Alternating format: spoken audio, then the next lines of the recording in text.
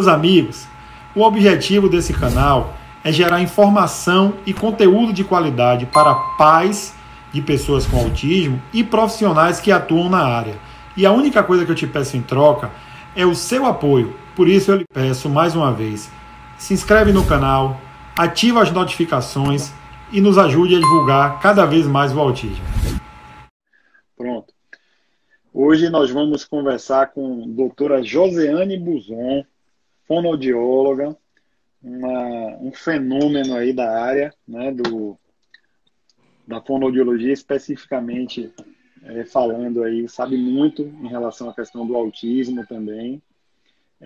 Vou pedir que você fale seu currículo, porque se eu falar ele todo, então você já veio a doutoranda, enfim, uma série de qualificações, também a rainha das entrevistas aí, vejo sempre aí em TV e tudo isso, e uma pessoa maravilhosa também, porque esse é o primeiro pré-requisito para que tudo dê certo, é gostar, amar o que faz, ser uma pessoa bacana, humilde. Para quem não me conhece, meu nome é Leonardo Martinez, sou vice-presidente da AMA da Bahia, ocupo uma cadeira no Conselho Municipal de Defesa do Direito das Pessoas com Deficiência, o CONPED, aqui em Salvador. Sou também conselheiro estadual da Reunida, que é uma associação internacional, e meu maior título de todos é ser pai de Vinícius e de Bento. Vinícius, um adolescente com autismo, né, que foi diagnosticado na época com 2 anos e um pouquinho, e hoje já está com 15 anos, daqui a pouco fazendo 16, aí, me ensinando cada dia mais sobre esse mundo que tem muitas barreiras, muitas dificuldades. Não vamos ficar aqui romantizando o autismo, né, dizendo que é a coisa mais fácil, que não, porque realmente são muitas dificuldades, muitas barreiras, mas que com amor tudo dá certo. E, enfim, é isso aí. Josi, para quem não te conhece ainda, fala um pouquinho aí. Olá, boa tarde a todos. Véspera de feriado, a gente aqui e tanta gente aí, né? Obrigada a todos vocês. Antes de falar sobre mim, eu também gostaria de agradecer a você, Léo, pelo convite, parabenizá-lo pelo canal, pelo Instagram, que tem só crescido, mas isso é mérito seu, né? Você realmente passa quem você é de verdade. Quando a gente passa a nossa realidade, sem filtros, sem máscaras, as pessoas começam a se identificar com a gente. Isso que você traz aqui é exatamente isso, né? Sororidade, empatia, acessibilidade. Imagine você que, para mim, essas lives são aulas continuadas, né? Quantas e quantas pessoas têm acesso esse número de profissionais aqui falando quando que elas poderiam estar com cada um deles, sabendo um pouquinho de cada um, né? Então, parabéns para você. E isso, de fato, é um luxo, porque luxo, para mim, né? É exatamente a cultura e acesso à cultura. E isso você faz muito bem. Eu lhe agradeço, eu lhe agradeço por tudo aí. Eu digo a você que, é como eu sempre digo aqui, o objetivo dessa página, desde quando ela foi criada, é levar informação de qualidade, né, para as pessoas, para conhecerem mais sobre o autismo, um transtorno que atinge aí mais de 2 milhões de pessoas no Brasil. Só no nosso estado aqui, mais de 220 mil pessoas, né, têm autismo. Na nossa cidade, mais de 45 mil pessoas têm autismo. Então, quando eu trago a doutora Josiane Buzon, quando a doutora Rita Lucena já veio aqui, quando doutora Daniele Vanderlei, Marie Cristine Lasnik, doutor Carlos Gadia, Lucelmo Lacerda, enfim, tanta gente bacana que já passou aqui nessas lives, são mais de 40 lives, né? Essas lives, a maioria delas, né, estão lá gravadas no nosso canal do YouTube, né? No canal do YouTube nós fazemos lives multidisciplinares, sempre com 2 profissionais de áreas distintas, aí uma fono, um TO, um neuropediatra e enfim, para dar uma visão mais ampla. Você mesmo já participou de uma live lá no YouTube, uma live bacana que fizemos sobre odontologia, né? E aí teve você como fono, teve a doutora Andréa como dentista, teve um anestesista e doutora Tatiane Camurudi como otorrino. Então, a visão ampla, né, sobre questões que muitas vezes as pessoas não sabem, né? Que às vezes as pessoas falam, Leonardo, o que é mais difícil você enfrenta com seu filho ou que já enfrentou? Às vezes as coisas mais simples do dia a dia, né? Como fazer um tratamento odontológico, como cortar a unha, como, enfim, coisas mais simples são as mais desafiadoras. Às vezes as pessoas não imaginam isso, né? Não pensam que é algo tão simples que faz parte da nossa rotina, né? Por exemplo, tem crianças que têm dificuldade imensa de escovar os dentes, por exemplo. Mas, enfim, hoje o nosso tema é motricidade, né? Eu quero pedir aqui, vou falar o mínimo possível, porque meu papel aqui é deixar a estrela falar, que é você, trazer muito conhecimento para a gente. Mas o que eu quero pedir para vocês é o seguinte: nós estamos aí com mais de 300 pessoas na live, muitas pessoas vão comentando aqui, a gente não vai conseguir, né, ler mesmo essas perguntas. Então, são perguntas interessantes, dúvidas que vão surgir. E para que todos vocês fiquem, na medida do possível, com as respostas, eu quero pedir que vocês coloquem as perguntas no símbolo de interrogação que tem na base inferior aí da página. Vocês colocam que, à medida do possível, eu vou botando para a Josi respondendo. E, mais do que isso, clique nesse símbolo do avião, nessa asinha do avião, para compartilhar que essa live está acontecendo aqui e outras pessoas que se interessam pelo tema possam vir aqui e aprender também. Quero já pedir que quem me segue, siga Josi também, certo? Está aqui em cima o Instagram dela e o meu. E quem não me segue, por favor, siga a página, porque através desses seguidores, né, que nós vamos conseguir ampliar cada vez mais esse alcance, trazer informações de qualidade para todas as pessoas. No passar do tempo aqui, nós vamos falando um pouquinho mais, levando algumas informações da nossa luta, do que nós fazemos. Deixa eu cumprimentar algumas pessoas queridas que estão aqui. Estou vendo Miriam Caldas, estou vendo Thaís, nossa querida Thaís Brito Lins, que já fez uma live conosco também, mãe também, de um garotão. Minha esposa Priscila está aqui, Cláudia Ribeiro está aqui, enfim, muita gente aqui, mas Josi quiser citar algumas pessoas aí também, mas depois a gente vai falando aqui com o passar do tempo. Então, vamos lá.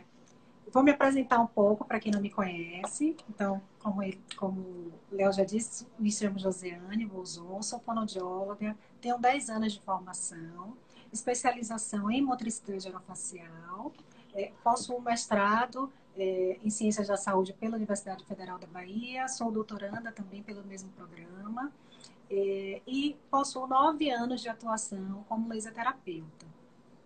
Eu acho que para falar de motricidade, que tem até uns termos um pouco difíceis, né? Eu me deparo muito com isso no dia a dia, as pessoas perguntando, mas o que é a motricidade, para que serve? E nada melhor do que conversar de forma redundante do início, né? Contando o que é a motricidade orofacial e para que serve. Era exatamente essa a pergunta que eu ia lhe fazer, porque eu andei lendo um pouco, né? Eu tenho liberdade poética aqui, porque eu sou pai só, né? Então eu posso errar, posso perguntar à vontade, né? Mas eu andei lendo um pouquinho antes da live, porque eu conheço a motricidade de uma forma muito genérica, né? Mas eu li sobre motricidade orofacial, vi que todas essas formações da musculatura estomatognática vem lá, tá vendo? Desde a gestação, isso já vai se formando. Então eu queria que você já fizesse essa introdução aí, explicasse, né, de fato, de forma simples aqui, porque nós temos muitos pais aqui na live, temos muitos profissionais também, pessoas da área, mas é bom, como você sabe, eu preconizo aqui uma linguagem acessível que todos entendam. Isso. Vamos lá, Ju. Exatamente. A motricidade em si já tem vários termos que não são tão fáceis assim, mas eu vou simplificá-los ao máximo para que vocês tenham uma compreensão melhor. É uma área da fonoaudiologia, né, em que este profissional ele tem responsabilidade e competência para avaliar, diagnosticar e tratar alterações de motricidade oromiofascial e cervicais. Calma, vou explicar. Então, ele vai ter como responsabilidade tratar os músculos da face, orais e músculos da deglutição. Ponto. Aí entra o sistema estomatognático, que foi o que o Léo falou, né? Já a gente vai chegar nele, mas a gente precisa entender que para essa musculatura funcionar, A gente tem atividades neuromusculares que são descarregadas nesse músculo e fazem ele gerar força motriz. Ok. Daí, gerando força motriz, a gente vem com as funções que ele gera. E quais são as funções? As funções todos nós já conhecemos, que é a sucção, a deglutição, a respiração, a mastigação e a fala. Quando o indivíduo nasce, ele já vai começar a usar alguns desses sistemas estomatognáticos que já são formados, como Léo bem colocou, desde o processo da gestação, né? O bebê já suga lá dentro da barriga da mãe. E aí, quando ele nasce, ele vai desenvolver, então, 3 deles já, que vai ser a sucção, a respiração e a deglutição. Graças a Deus, agora a gente já tem nas maternidades, depois da lei 10.002 de 2014, em que os indivíduos que nascem, os bebês que nascem, eles precisam fazer o teste da linguinha. É aí que o pai e a mãe, e essa criança vai ter acesso, primeiramente, à motricidade orofacial. É nesse momento que o profissional vai avaliar se a língua está ok, se essa criança tem um freio de língua muito curto, se esse freio de língua vai impedir que ela sugue o peito da mãe, que ela degluta adequadamente. Como é que está a bochecha? Tem uma boa pressão? Ela consegue tirar esse leite do seio materno? E é muito importante a gente avaliar isso, sobretudo o freio de língua, que a gente pensa que é algo mais simples. Mas veja, a língua, gente, ela faz um papel de colher. Então, quando a criança mama, esse leite está sendo acumulado naquela língua, que depois ela vai fazer um movimento posterior, um movimento para trás, jogando esse leite, né, para a garganta, digamos assim, uma linguagem que vocês possam entender, e disparando o processo de deglutição. Se a criança tem um freio curto e que impeça esse movimento de língua, o que é que vai acontecer? Esse leite ele não vai ter como ir de uma forma correta, ele vai escorrer. E quando ele escorre, essa criança pode engasgar, ela pode broncoaspirar, ela pode desenvolver algum tipo de pneumonia.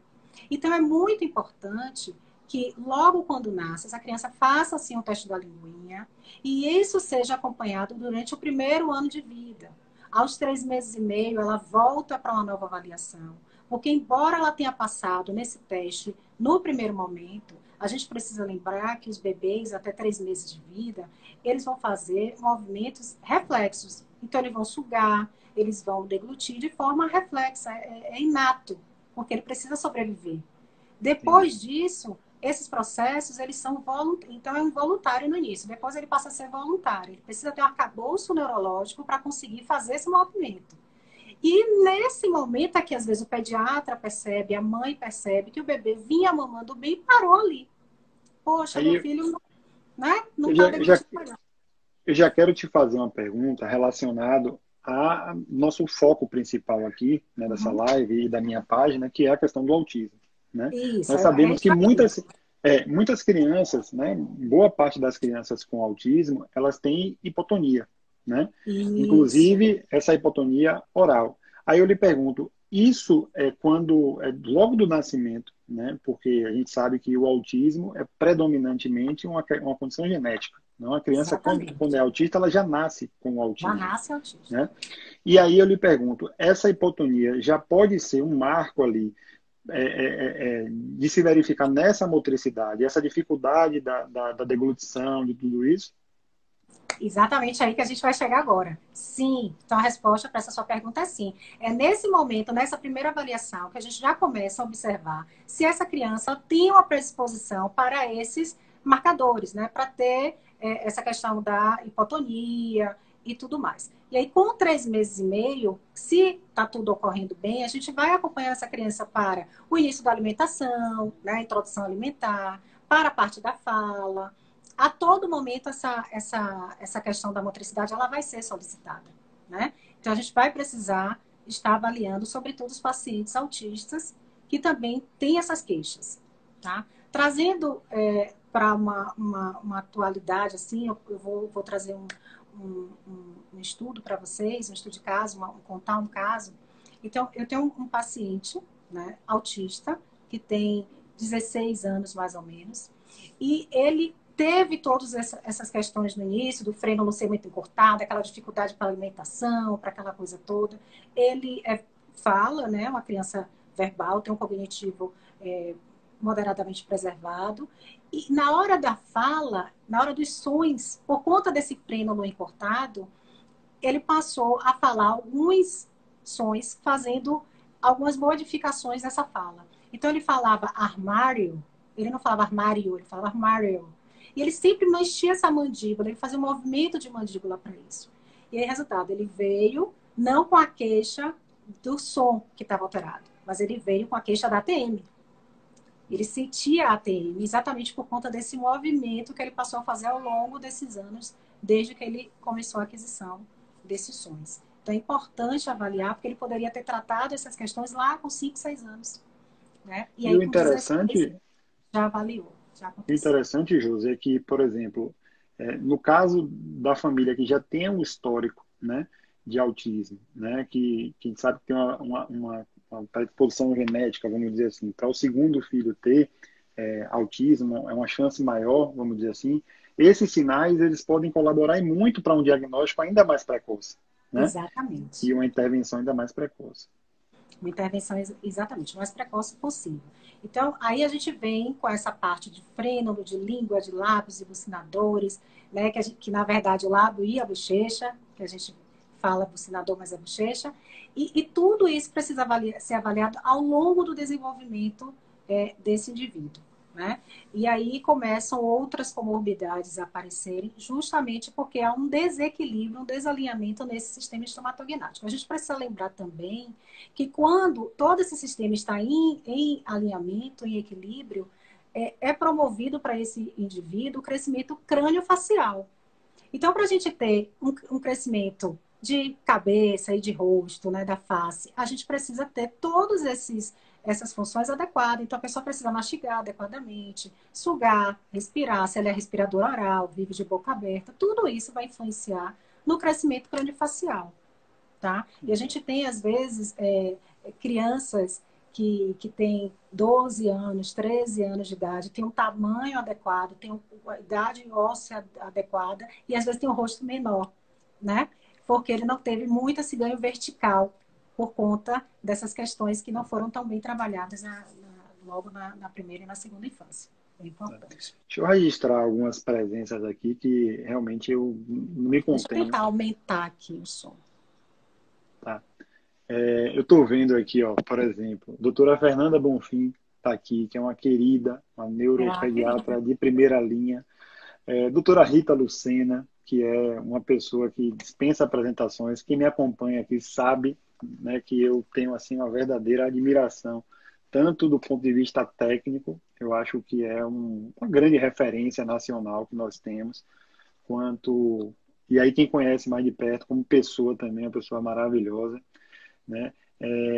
Deixa eu ver mais aqui. Sobre Miriam já falei, Léo Queiroz, Maria Cristina Prazeres, Rose Laurene, não, Rosa Aurilene, Mariana, Michele, Luciano Nilson, enfim, gente, tem muita gente bacana aqui. Quero agradecer a vocês, dizer que essa live que está aqui vai para o nosso canal do YouTube. Olha o pessoal dizendo aí, ó, fonoaudiologia da UFBA presente. Deve ser suas alunas aí. Dizer que essa live vai para o nosso canal do YouTube e tem outras lives muito bacanas lá, modéstia à parte, não por mim, porque eu sou só um mediador, sou só um perguntador aqui, mas pelas pessoas que realmente abriram um espacinho em sua agenda e com todo carinho aceitaram o meu convite, como tantas que eu já falei aí. Então, vale a pena, conheça o nosso canal do YouTube, né? E quem não segue aqui a página, por favor, siga, porque eu prometo entregar um conteúdo bacana para vocês.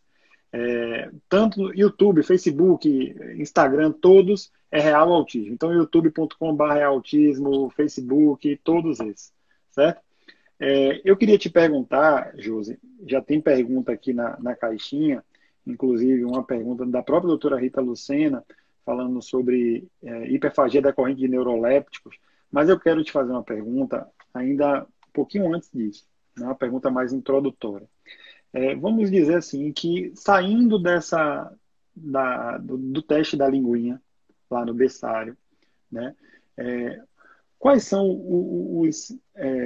vamos dizer assim, os sintomas, vou falar assim, que o pai e a mãe né, podem dizer assim, acender uma luzinha amarela para levar para um especialista para fazer uma avaliação melhor de uma questão, de um problema com a motricidade daquela criança. Quais são os principais sinais que aquela criança vai dar, desde pequenininha?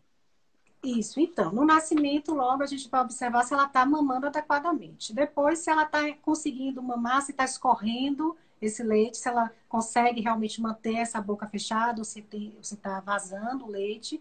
E depois, se ela está engasgando, né? Se tem algum tipo de engasgo, se esse bebê fica muito de boca aberta, se ele tem uma hipotonia de língua. Então, a gente já começa a observar daí. Passado isso, não teve problema nenhum, a gente já começa a observar uma outra fase, que é a fase da introdução alimentar. Então, essa criança, ela demora muito para comer, ela, tirando a parte do sensorial, tá, gente? Se ela não tem alguma alteração sensorial ou mínima, que a gente possa trabalhar junto, que geralmente acontece isso também.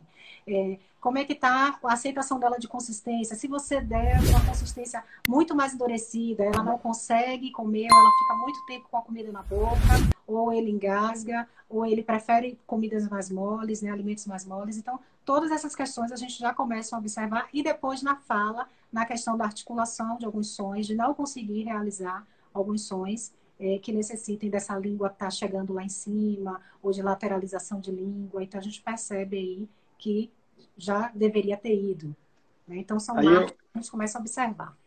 Aí me ocorreu, você conversa falando sobre isso, eu percebi que as crianças que têm uma questão, um problema com a motricidade, elas preferem alimentos mais moles, né? Pelo que eu entendi. E no autismo existe uma incidência alta, né, das questões sensoriais em que as crianças têm seletividade alimentar, né, com alimentos justamente mais pastosos. E aí, como é que fica quando a criança tem as duas coisas? Tem a motricidade, né, alterada, né, um problema com a motricidade e um distúrbio sensorial com a seletividade alimentar. Então, muito interessante essa sua pergunta e realmente é o que a gente vê muito no consultório, viu? Quando ela tem os dois, claro que a gente vai trabalhar junto com a terapia ocupacional, né? Então, a terapeuta ocupacional ela vai me salvar ali, a gente vai conseguir fazer no consultório os exercícios, em casa também, a gente vai ter a ajuda da laser terapia. Porque o laser ele vai fazer um papel de potencializador e de fortalecimento dessa musculatura, mesmo que esse paciente ele seja passivo, mesmo que ele não aceite, por exemplo, o toque, né, que acontece muito, às vezes, na questão do paciente autista. Então, quando ele me permite tocar, eu uso geralmente o que a gente chama de toque tônico afetivo, que é pegar, tocar, começar tocando na mandíbula, na TM e no masseter, que é essa região aqui de mastigação, com toque profundo e que esses toques profundos eles vão ativar receptores táteis profundos, causando um relaxamento nesse paciente, e ele me ajuda, então, com o dedão aqui, já ir acessando outros pontos que eu consigo acessar dele, entende? Então, eu vou lançando mão de algumas atividades lúdicas também, que eu possa acessar esse paciente junto com o laser como coadjuvante para tratar essa questão da motricidade, enquanto a terapeuta ocupacional vai estar lá fazendo o trabalho dela e me dando esse fluxo de abertura cada vez melhor em cada sessão. Pensando aqui exclusivamente na questão da motricidade, né, onde você diz que eles vão preferir alimentos mais moles, né, vamos dizer assim, porque justamente falta força, né, inclusive a questão orofacial. Eu gosto sempre de dar dicas como pai, e aí se tiver errado, você pode corrigir sem nenhum constrangimento, fique à vontade. Com a questão da seletividade alimentar, eu até escrevi um texto sobre isso, já botei na minha página aí, eu acho interessante sempre a aproximação gradativa daquele alimento que a criança tem a seletividade. Então, por exemplo, se a criança tem uma seletividade alimentar com peixe, por exemplo, você não vai pegar uma criança que tem a seletividade alimentar com peixe e vai botar um peixe enorme na frente dela e dizer coma. Não vai dar certo. Mas exatamente, ela come o feijão, come o arroz e o peixe ela não. Você, de repente, bota só um pouquinho do caldinho do peixe lá para ver se ela vai aceitar. E você vai aumentando, aumentando, aumentando. O exemplo é muito importante, você comer peixe na frente dela e que delícia esse peixe e tal. E você vai e aos poucos isso tem funcionado e você consegue introduzir aquele alimento. Óbvio que não é só isso, tem um trabalho todo aí multidisciplinar com fono, com TO, para que isso dê certo. mas é um caminho, né? Aí eu lhe pergunto, a criança que tem uma questão com a motricidade, né? E ela, obviamente, vai preferir alimentos mais moles, é um caminho você aumentando a consistência desse alimento gradativamente. Então, hoje ela come uma papinha bem molinha, depois você vai botando, um exemplo, mais farinha, vamos falar assim, para que até chegar no alimento duro, é esse o caminho?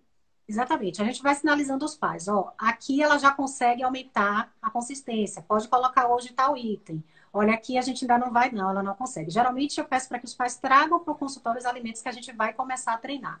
Então a gente vai fazendo os treinos ali no consultório. Isso que você falou da alimentação é importante, porque eu sempre converso com as famílias de que eles precisam preparar a mesa para essa criança. Então, pôr a E mesa é você importante. ama preparar a mesa, hein? Quem me acompanha no Instagram aí, Eu amo ensinar também. Então, aí eu ensino os pais a pôr a mesa, a preparar aquele ambiente introdutório para isso. A, como você falou, deixar algum alimento que a gente precisa que ele vá comendo para ele sentir o cheiro, fazendo as aproximações, né? Trabalhar a tolerância desse paciente, para que, enfim, ele comece a comer de uma forma gradativa. Né? A gente precisa lembrar que, como terapeuta, quem procurou a gente foram os pais, não as crianças com autismo. Então, eles não pediram ajuda, embora a gente tenha como é que eu posso dizer assim, uma coisa de querer ajudar, mas eles não nos pediram ajuda. Então a gente precisa saber como chegar, usar o jogo simbólico para alcançar essa criança. A gente vai precisar muitas vezes desconstruir a terapia e trazer para ele algo que funcione apenas só para ele, só para aquela criança, né? entendi. E aí a gente precisa entender essas bases aí que a gente vai precisar entender na própria avaliação. Quem é essa criança, quem é essa família. Eu vou começar a botar, como diz o outro, fogo no parquinho aqui. Já tem uma pergunta aqui já bem mais rebuscada, bem mais técnica. Nossa querida doutora Rita Lucena, que ela diz, fale sobre a intervenção para crianças com hiperfagia decorrente do uso de neurolépticos. Aí você vai fazer o seguinte, Josi. Você vai traduzir primeiro, né? Vai falar o que é hiperfagia e depois com a questão dos neurolépticos aí, que são justamente os medicamentos mais utilizados, né, para as crianças que usam medicamento com autismo. Antes de responder, eu quero muito agradecer a Rita. A Rita é uma profissional assim, maravilhosa. Ela tem vergonha quando a gente fala, mas a gente precisa falar mesmo, né? Então, como profissional, é unânime, ela é boa e pronto. Mas como ser humano, ela é uma pessoa melhor ainda. Então, assim, eu agradeço demais estar vivendo nesse tempo com Rita. Agradeço demais todas as trocas dentro e fora da vida profissional. Você é um ser humano incrível, tá, Rita? Gratidão. Rapidinho, Josi, rapidinho, só uma parte aí do que você está falando. Rita é uma pessoa, a doutora Rita é uma pessoa Ela tem umas ideias que não, só tão ela. humilde, ela é tão humilde, que, para quem não sabe, para quem está aqui na live, em Salvador foi flexibilizado o uso das máscaras. Né? Eu, através da AMA, expedi um ofício para a Prefeitura Municipal de Salvador, e para isso, para fazer esse pedido de flexibilização do uso de máscaras para esse período de coronavírus, eu precisei de uma fundamentação técnica. Né? E aí eu contei. Não, aí eu contei com a doutora Rita Lucena, contei com a doutora Nayara Argolo, com a doutora Nádia Rossi, que é virologista da UFBA, contei com a doutora Adriana Matos, que é outra neuropediatra, e contei com Ana Marta Vieira Ponte, que é terapeuta ocupacional. Então eu peguei esse relatório, né, e disse assim, ó, vocês estão pensando que é só o gordinho aqui que está perturbando vocês? Toma aqui, ó, na caixa dos peitos. Aí mandei para a prefeitura um pedido, um ofício respaldado nesse relatório técnico.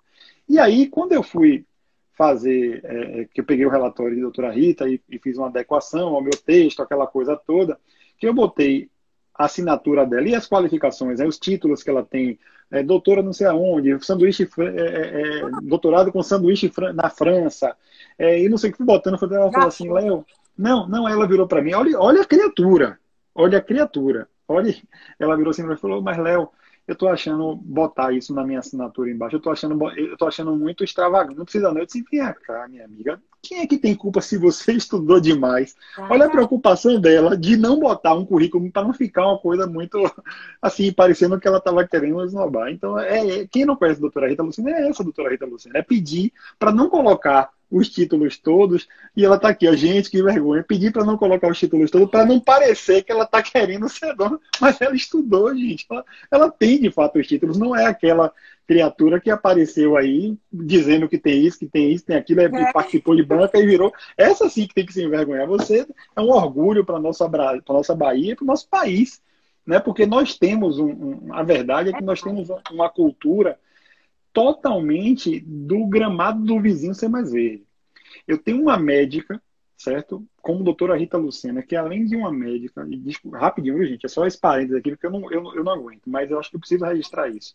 Eu tenho uma médica como a doutora Rita Lucena, que é um fenômeno técnico para mim, certo? Que está aqui na Bahia, no Nordeste do Brasil. E às vezes eu vejo pessoas indo buscar profissionais de fora, profissionais de São Paulo, do Rio, do exterior, dos Estados Unidos. Para quê?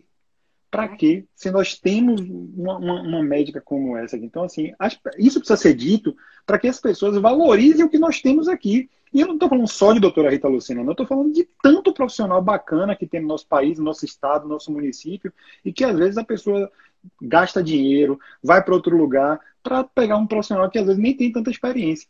Eu estou vendo Verena Balalaia aí também, outra pessoa super renomada. Estou vendo muita gente aqui, eu vou de vez em quando falar, mas vou botar de novo aqui, que a gente conversou tanto, terminou que vou botar a pergunta da doutora Rita para você agora responder para a gente aí. Então, traduzindo em miúdos, o que Rita quis dizer é como é que fica essa questão da hiperfagia, gente, é o aumento mesmo da fome, esse indivíduo comer mais e aumentar peso, né, ganhar peso, e mudar todo o seu metabolismo. Pode ter uma dislipidemia, aumento de glicemia. Então, ele fica obeso, digamos assim. E isso é causado por alguns neurolépticos, né? Em alguns casos, como efeito colateral, tá? Há alguns neurolépticos, dentre eles a risperidona, por exemplo. Existem alguns outros agentes não antipsicóticos, há exemplos de antidepressivos, lítio, antiherméticos, que também podem causar esse mesmo tipo de alteração. Eles causam uma alteração neuromuscular no indivíduo, né? Então, ocorre a desorganização, por exemplo, da mastigação, como é que se diz? Da mastigação, a língua pode ficar alterada e também pode gerar ali alguns efeitos, reações extrapiramidais nesses indivíduos, tá? Essas reações extrapiramidais podem ser tremores periorais, tremores de língua e o bruxismo noturno, que pode até ter desgaste dentário por conta disso. Mas são reações, né? Reações adversas. E acontece em alguns casos. Nesses casos, é preciso trabalhar também com a nutrição, né? É muito importante a nutrição em todo o contexto do tratamento do autismo, porque a gente sabe que existem alguns alimentos que são pró-inflamatórios, né? Para o autismo, que eles aumentam os sinais e sintomas das comorbidades. Então, é muito bom a gente ter o acompanhamento com a nutricionista. Embora essa criança ela esteja comendo demais, e os pais geralmente se preocupam com aquelas crianças que estão menos nutridas, mas embora ela esteja comendo demais e esteja mais acima do peso, ela também pode ter uma alteração de motricidade orofacial, exatamente por estar comendo muito rápido, né? Ela come muito rápido, ela não cuida da mastigação, ela não tem um bom fechamento de lábio, por exemplo. Então, é preciso avaliar essas bases para ver se existe alguma alteração. Só para ilustrar um pouco isso, eu lembrei de um caso agora, a Rita me fez lembrar de um caso, de um paciente obeso, autista, por volta ali de seus 9 anos, e a nutricionista falou, Josi, ele vai precisar perder peso, vamos ver o que é que a gente faz aí, né, além da dieta. E eu precisava que ele fizesse alguns movimentos de língua, e ele não aceitava muito bem o toque, e eu precisava que ele fizesse alguns movimentos de língua. E ele aprendeu a fazer o estalar de língua, por exemplo. Mas ele, interessantemente, só fazia no movimento com a ajuda do motor. Então, ele fazia... E eu combinei com a mãe de que ele ia tomar sol descendo as escadas. Ela morava no 3º andar. E pelos degraus ele ia fazendo. Que ele tinha um apoio motor. Então, a gente conseguiu fazer com isso, com que ele aprendesse, treinasse mais essa língua, junto com outros exercícios, claro, junto com o laser. E a gente teve um ganho motor, um ganho de tônus e mobilidade para essa estrutura. E a nutricionista conseguiu com que ele perdesse peso, né? Então, assim, ele descendo as escadas todos os dias, um mês e 2 semanas, ele perdeu 2,5 kg. Então, a gente conseguiu, unindo forças, cada uma ter o seu resultado, né? É o que eu digo, que às vezes a gente vai precisar desconstruir a terapia e colocar dentro do contexto do que aquele paciente pode oferecer para a gente. Sim. Você já falou algumas vezes aí do laser, né? Eu andei lendo uns artigos sobre o laser e vi que eles ainda estão em estudos iniciais, né? Mas você percebe, não é algo consolidado ainda, pelo que eu pude ler, não é algo dizer assim, tá certo, é fato, é, pacífico aqui, o laser funciona, ponto. Não foi isso que eu encontrei nas minhas pesquisas, mas existem indicativos. E você usa o laser, você enxerga isso na sua vivência clínica ali, que tem dado bons resultados. Como é que funciona essa aplicação do laser? Então, Léo, eu tenho visto muitos resultados sim. Eu tenho levado alguns estudos de caso para os últimos congressos que eu tenho ido, né? Tem já alguns estudos, algumas publicações em anais de congresso. Quando a gente vai olhar em publicações a nível mundial, de fato, quando eu comecei há 9 anos, a gente tinha muito poucas evidências. E ainda existem poucas evidências, ainda existe necessidade de mais estudos clínicos, randomizados. Mas como tem muitas coisas do autismo que também ainda não tem evidência nem comprovação e que a gente, na prática, vê que tem um resultado. Exatamente isso que acontece com o laser, né? Sobretudo para aqueles pacientes que não aceitam toque, os exercícios que necessitam de toque. Eu observo, sim, um ganho muscular, não só de tônus, mas de mobilidade. O laser, a gente precisa irradiar ele, a depender da idade da criança, porque eu uso desde que nasce, tá? A depender da idade da criança, a gente pode irradiá-lo. A gente tem que se preocupar com a incidência, com o número de joules, o número da força que a gente vai usar, uma série de coisas, para que a gente possa inocular uma energia para dentro daquela célula, a gente faz com que aumente o fluxo sanguíneo. Então, basicamente é isso. Quando você irradia o laser em algum ponto, vai aumentar o fluxo sanguíneo, trazendo para aquela área a produção de mais nutrientes. E aí, tendo mais nutrientes naquela área, você vai conseguir ou ganho ou relaxamento da área. Vai depender da incidência do laser, da forma que você vai usar o laser, a inclinação, a incidência, a força. Porque muitas vezes o paciente tem um bruxismo e ele está travando a musculatura. Então, você não vai aumentar, você não vai dar hipertonia para aquilo, porque ele já está travando. A gente precisa ali de um relaxamento de musculatura. Em outros casos, ele tem uma hipotonia, ele vai precisar de uma força. Então, a depender do que eu preciso, eu vou usar o laser a meu favor. Eu vou ser bem franco com você, Jô, como você sabe que eu sou mesmo. Eu não tenho qualificação técnica para discutir, né, a aplicação de nada, né? Mas eu procuro estudar sobre o autismo, é um assunto que me interessa muito por questões óbvias, né? Não só pelo meu filho, mas também porque represento uma instituição, sou vice-presidente de uma instituição que representa muita gente aqui no meu estado. Também sou conselheiro da Reunida, estou vendo aqui que o pessoal da Reunida está aqui, que é uma associação internacional. E o que me preocupa é o seguinte, existem profissionais, né, qualificadíssimos como você, por exemplo, que sabem exatamente o que está fazendo, né, que vai com todo o cuidado, com toda a cautela, mas nós sabemos que tem pessoas aí que se aproveitam mesmo, né, do desespero da família, que está ali com um filho com autismo e que quer um resultado a qualquer custo. Então, assim, o que eu posso pedir para vocês que estão aqui assistindo essa live não existe nenhum método, posso dizer a vocês, não existe nenhum método milagroso. Não existe. E se você quer fazer algo, procure um profissional que seja qualificado, que saiba o que está fazendo, vá com muito cuidado, porque não existe essa história de se não fizer bem, mal não vai fazer. Não existe isso, certo? Então, por exemplo, a questão da nutrição. A questão da nutrição, eu recebi, inclusive, de um deputado essa semana, né? Aliás, vou até dizer quem foi, do deputado João Roma.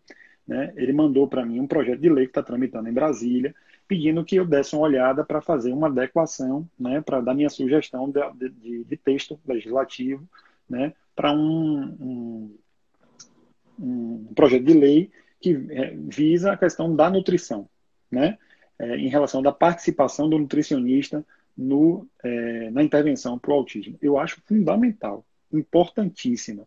Por quê? Porque nós temos seletividade alimentar, nós temos uma questão, por exemplo, da intolerância de determinados alimentos, mas existem pessoas, né, existem profissionais que usam a nutrição como, por exemplo, meio de cura do autismo. Como se uma pessoa fosse ser autista porque ela tem uma intoxicação alimentar, ou tem isso, ou tem aquilo. O que nós sabemos, o que os estudos dizem é que, por exemplo, eu, Leonardo, que sou neurotípico, posso ter uma intolerância à lactose, por exemplo, ou a glúten. O que vai acontecer quando eu consumo esse alimento? Eu vou me sentir mal, eu vou ficar empachado, eu posso ficar com dor de cabeça, eu posso ter uma série de repercussões, vamos dizer assim, que me deixem chateado, me deixem desregulado. É exatamente o que pode acontecer com uma pessoa com autismo. A diferença é o limiar dessa pessoa com autismo. Então, não é toda pessoa com autismo que tem intolerância, que tem isso ou que tem aquilo. Então, é preciso ter um profissional sério, né, que saiba o que está fazendo ali, uma equipe multidisciplinar, né, porque o autismo, eu acredito cada vez mais que o autismo é multidisciplinar. Então, a gente precisa da fono, a gente precisa do TO, a gente precisa do psicólogo, a gente precisa do neurologista, do psiquiatra, todo mundo ali, ó, alinhadinho, para saber. Porque não existe, na minha concepção, e aí eu peço, venha não, venha termo jurídico, eu peço licença e desculpas para quem pensa diferente, né, eu respeito, mas não existe terapia salvadora. Não existe esse negócio de que só aba é o que resolve autismo, ou só isso, ou só aquilo. As forças precisam andar juntas e caminhando ali, né, no mesmo sentido, para que a gente encontre sempre a melhor alternativa para aquela pessoa. Porque se o autismo fosse fácil, fosse simples, em qualquer esquina a gente achava resultado. Então é o que eu digo para todo pai, toda mãe que me pergunta, fala assim, o médico disse que vai dar uma alta dose de vitamina D em meu filho e meu filho vai ficar. Eu disse, olha, os Estados Unidos, Inglaterra, a França, investe bilhões e bilhões de dólares para pesquisar o autismo. Será que esse médico que está ali, ou essa pessoa que está ali, prometendo que vai dar uma injeçãozinha no seu filho de vitamina D, é ele que vai resolver? Será que aquele caso que foi lá para o Fantástico, de NMS, de injetar no ânus da criança, via retal ali, uma substância, é ali que está a solução? Então, todos esses pais, enfim, é só isso que eu quero dizer. Muito cuidado, escolha muito bem o profissional, certo? Porque tem que ser um profissional que saiba o que está fazendo e que não queira aproveitar, né, do seu desespero, vamos dizer assim, em muitos casos, de pai, para conseguir tudo o que você deseja. Deixa eu botar aqui mais uma pergunta aqui. Pode comentar, Lil. Desculpa. Eu acho que você está bem certo, viu, Léo? Realmente a gente precisa ter preocupação quanto a isso. O bom profissional ele tem que estar sempre atento. Quando a gente fala aqui de vias alternativas, né, principalmente laser, que também é algo que já é divulgado pelos nossos conselhos e tudo mais, mas não é uma terapia salvadora, ela é coadjuvante e a gente precisa usar da forma adequada com os pacientes, não só pacientes autistas, né, outros comorbidades, mas de uma forma adequada, observando qual força vai inocular, como você vai fazer, para que você não venha prejudicar, porque sim, há contraindicação. E a gente precisa estar muito atento a isso. Bacana. Deixa eu botar mais uma pergunta aqui. Estou vendo que algumas pessoas estão botando pergunta aqui no texto. Não dá para ler, gente. Eu vou dar preferência às perguntas que estão chegando aqui, certo? Vamos lá. Tem aqui, ó. Queria saber se o refluxo gastroesofágico pode causar distúrbio na motricidade. Olha, veja bem. O refluxo, a motricidade, na verdade, acontece aí às vezes como uma causa secundária ao refluxo, né? Não tem como dizer se o refluxo que está causando a motricidade ou o rebaixamento da musculatura foi que causou. Não tem muito isso. Eu tenho um viés de atendimento, porque geralmente o paciente, quando chega para mim encaminhado pela gastropediatra, por exemplo, ele tem um refluxo importante e também tem uma musculatura rebaixada. A gente vai precisar tratar. Então, eu não posso dizer se o refluxo é que causa. Eu posso dizer que aquele paciente que tem refluxo, geralmente ele tem alteração de motricidade por conta do rebaixamento da musculatura. Estou vendo aqui, que está aqui na nossa live também, minha querida amiga Fátima de Quante, faz parte do Conselho de Honra da Reunida, o grupo que eu falei que eu faço parte, representante e moderadora de Marcos Mion aqui no Brasil, está aqui, né, participando dessa live, e acabamos de falar, Fátima, sobre um tema que nós estamos discutindo muito lá na Reunida, que é a questão da comercialização do autismo, né, das pessoas que não fazem da forma mais adequada, né? Quem falou sobre isso também foi minha amiga Poliane, lá, fono de Feira de Santana, sua colega. Já fiz uma live com ela aqui, joga duríssimo lá em feira, na nossa princesinha do sertão. Deixa eu botar mais uma pergunta aqui, Josi, para você.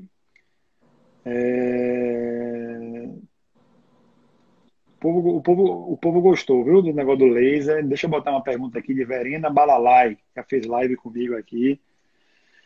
Vamos lá. Os resultados do laser são imediatos. Quais resultados você observa na sua prática com crianças com autismo? Aí é nesse momento que a gente tem que ter cuidado de não prometer ou dizer que tem resultados maravilhosos, é super rápido, claro.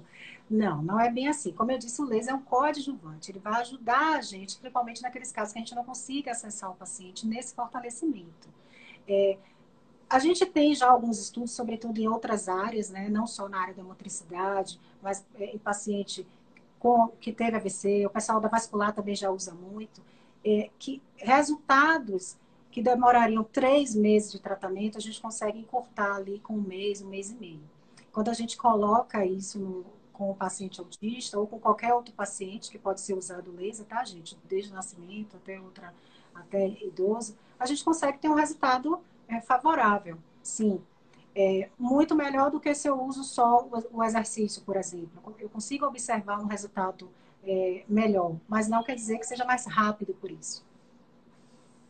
Já deixei para você no embalo, já responder também. Sim, existe contraindicação, tem que ter cuidado com os óculos, né? Porque pode causar glaucoma, a gente precisa usá-los.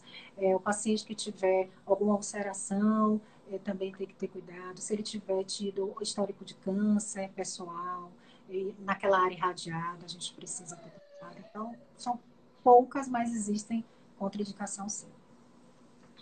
Tem uma pergunta aqui que eu acho que Josi pode responder, mas eu acho que essa é uma pergunta que deve ser respondida de forma multidisciplinar, inclusive com o psiquiatra ou o neuropediatra que prescreveu o medicamento. Porque eu vou deixar a Josi falar da questão da motricidade, mas já quero dizer do ponto de vista da neuropediatria ou da psiquiatria, pode ser, por exemplo, que precise fazer um ajuste de dose, né? Que esteja deixando muito letárgico aquela criança, e enfim, mas responda, Josi. Exatamente isso, Léo. Eu converso muito com né, as neuropediatras, o psiquiatra infantil que esteja acompanhando. Olha, dá uma olhada, ele realmente está com a musculatura muito mais rebaixada do que antes. A gente vinha numa evolução e agora deu uma regredida. E geralmente acontece isso mesmo. Ajustar a dose, ver como é que está ali para poder dar uma melhorada. Mas existem alguns medicamentos que sim causam alteração por uma questão do próprio rebaixamento, né? Ali a baixa de dopamina, e aí faz com que haja esse rebaixamento da musculatura. Eu vou lhe fazer uma pergunta agora, que me ocorreu aqui com essa pergunta dessa amiga nossa aí. Uma criança que não tem, né, que não babava, que não tinha hipotonia, vamos dizer assim, e passa a ter depois do medicamento, a gente pode descartar a questão da motricidade e dizer, não, está relacionado com o medicamento, porque se fosse, já teria desde antes, ou isso pode aparecer depois? Mesmo a questão da motricidade, da hipotonia, ou enfim. Olha, Léo, uma coisa não descarta a outra. Se você observa que, claro, essa semana ele começou o medicamento e começou a babar, tal, e vamos ver o ajuste de dose, mas se isso passa um tempo, possa ser que aquela medicação, por conta do uso prolongado, já tenha causado uma alteração na motricidade. Aí vai precisar tratar por isso. Mas não necessariamente porque tomou a medicação e rebaixou, já precisa de motricidade, de tratamento para motricidade, entendeu? Entendi. Deixa eu ver aqui, voltou aí, né, meu fone tinha descarregado aqui, mas já voltou. Tem mais pergunta aqui, deixa eu botar. Rapaz, como voou essa live, viu? Nós estamos com 50 minutos de live já. E o danado do Instagram, por isso que eu gosto do YouTube, já quero fazer uma propaganda aqui. Quem não segue o canal do YouTube, siga, vai lá, youtube.com/realautismo, que tem várias lives muito bacanas, com todos esses fenômenos que eu já falei aqui no início. E essa também vai lá para o canal do YouTube, não fica no IGTV. Já faço isso para obrigar vocês a irem para o canal do YouTube para terem acesso a todas essas outras lives. Deixa eu ver aqui. A motricidade pode tratar a respiração oral, eu imagino que deve ser alterar, né? A respiração oral. Alterar-se. Na verdade, é o contrário, né? A respiração oral, ela pode alterar a motricidade. E aí a gente precisa ter esse cuidado de avaliar adequadamente esse paciente, inclusive para saber quando encaminhar. né? Então, quando chega um paciente com um bruxismo importante, ou a gente vai encaminhar para o odontopediatra. Quando chega com essa questão da respiração oral, vamos ver como é que tá essas vias, aí encaminho para o otorrino, a minha amiga Tati, que virou uma parceira, exatamente isso, né? Pode sim causar e a gente tem que encaminhar. Tinha uma declaração de amor aqui para você, você nem viu. Guilherme Buzon, seu filho, falando do orgulho todo que ele tem dessa mãe. Um beijo, meu filho, te amo. Aí, ó, fã de primeiro lugar na fila ali. Vamos lá, mais uma pergunta do laser. O povo adorou o laser, viu? O uso do laser pode desencadear crises convulsivas em pacientes com epilepsia refratária? Geralmente, assim, além de não ter estudo comprovando, né, eu não consigo observar isso na minha prática clínica. A gente tem muito cuidado com a eletroestimulação, mas não com laser. Entendi. Deixa eu ver mais uma pergunta aqui. Não. Vamos lá. Tem outras perguntas aqui, mas de temas que nós já falamos, que eu acho que foram pessoas que chegaram na live, e depois vocês vão lá no canal do YouTube. Josi, nós estamos com 53 minutos de live, vamos ter 7 minutos ainda aqui, né, para encerrar. Então, eu queria lhe perguntar do que foi que a gente não falou aqui, que você acha importante falar desse tema, porque certamente vamos fazer outras lives, viu? Eu vou lhe convocar aqui na frente de todo mundo para você não poder negar. Então, acho que a gente pode falar da importância, né, dos marcos da avaliação, dos pediatras estarem atentos para encaminhar esses pacientes.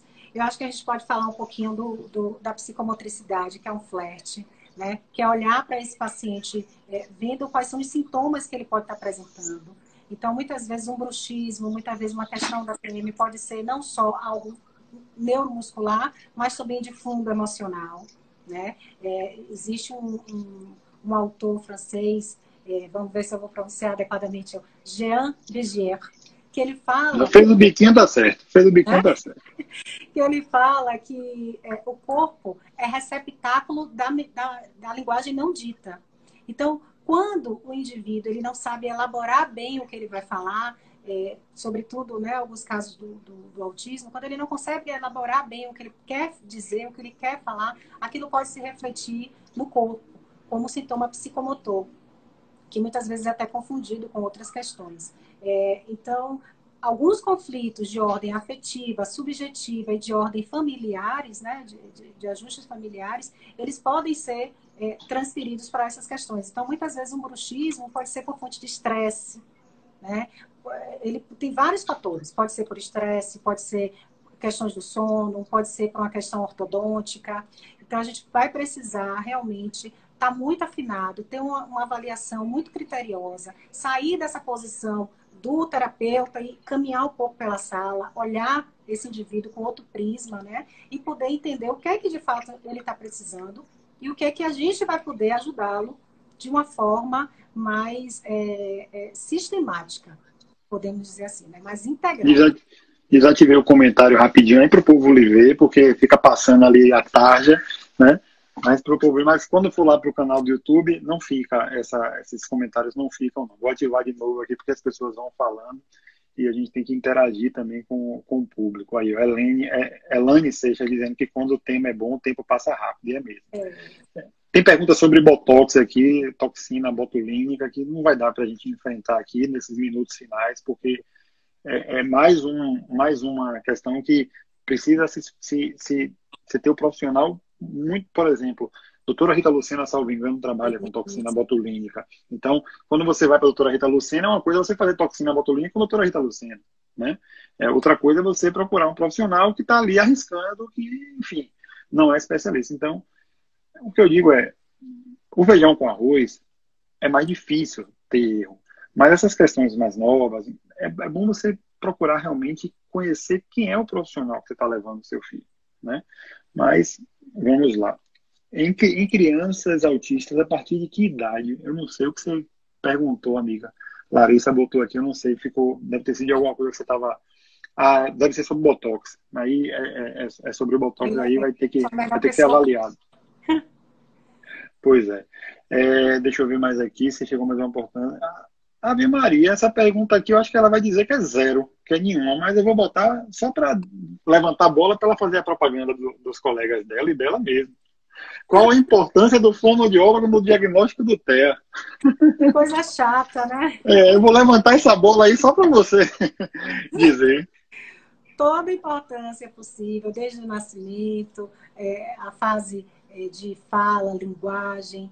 Então, a gente pode acompanhar essa criança aí por toda a sua vida e que bom que vocês possam entender isso e entender a importância da nossa profissão, né? Para vocês, para as crianças de vocês, para os adolescentes. E a gente está aí estudando exatamente para isso. O Josi, Ronaldo Fenômeno, já ouviu falar? Esse jogador de futebol? Ronaldo? O fenômeno sim, né? Sim, pronto.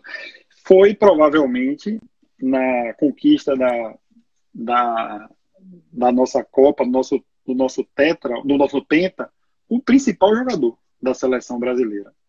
Sem ele, certamente, seria muito mais difícil termos conquistado o nosso pentacampeonato.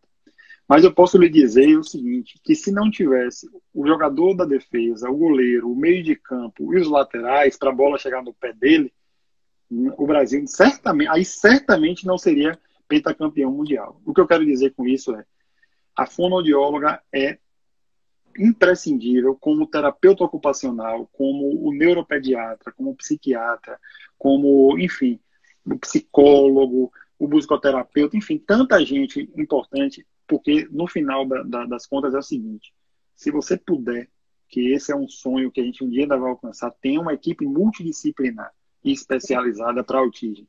Porque aí o time entra em campo completo, a bola vai da defesa ao ataque e nós vamos fazer o gol, certo? Então, todos os profissionais são muitíssimo importantes. Aqui só faltam 2 minutos, agora é só agradecer mesmo. Muito obrigado, Josi, pela aula que você deu aqui, certo? Foi fantástico, eu sabia que ia ser dessa forma. Vamos fazer outras lives juntos, com certeza, né? E pedir mais uma vez, quem não me segue, por favor, siga aqui a página Real Autismo, porque aqui tratamos de diversos temas, tratamos de políticas públicas, de, enfim, informação aí para autismo. Quem não segue Josi também, siga, porque eu não perco um story, né? Desde as questões técnicas que ela publica lá, até a arrumação de mesa, que eu vou lhe dizer, viu? Rapaz, eu queria saber fazer um negócio daquele. Cada mesa linda. Compartilha lá o dia a dia dela, então é uma página fantástica também. E você é bom na cozinha, né? Rapaz, sou, mas estou num sofrimento desgraçado agora, viu, Wilson? Estou fazendo uma dieta que aí quem está me ajudando é minha esposa, que está fazendo tudo direitinho para mim, manda porcionado, eu levo para o escritório, levo para o trabalho, porque é mudança de hábito e é difícil sair de uma muqueca de camarão daquela com uma pimentinha, um acarajézinho com, né? Para passar a comer, mas é a mudança de hábito, né? Daqui a um tempo, eu acho que eu não vou gostar tanto como eu gosto de uma muqueca, mas com fé em Deus. Ó, mandar um abraço aqui para nossa amiga aqui, Marcinha Galvão, que está fazendo um trabalho muito bacana também, como arquiteta.